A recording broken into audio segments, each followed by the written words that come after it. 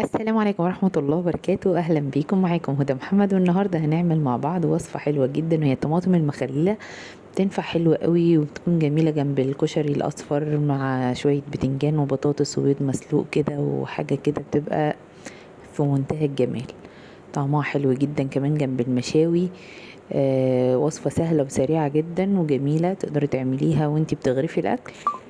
يلا بينا نسمي ونصلي على رسول ونشوف هنعملها ازاي.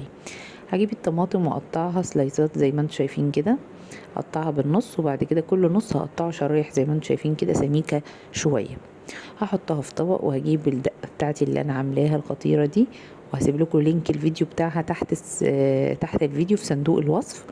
هاخد منها معلقتين او 3 معالق. الدقة دي عبارة عن فلفل وتوم وليمون وجنزبيل وكزبرة وكمون. وهقطع معاها بقى شوية من البقدونس المفروم، احط معاه شوية بقدونس مفروم مع الطماطم دي، بتبقى في منتهى الجمال، بتكون تحفة.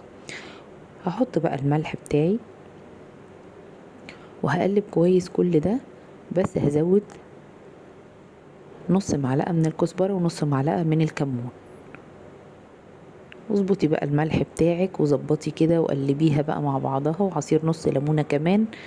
ونقلب كويس جدا جدا مع بعض كل المكونات دي عشان تتداخل مع بعضها، وهنسيبها على جنب. هي كده هتكون جاهزة للأكل. هنغرفها وقت التقديم بالظبط.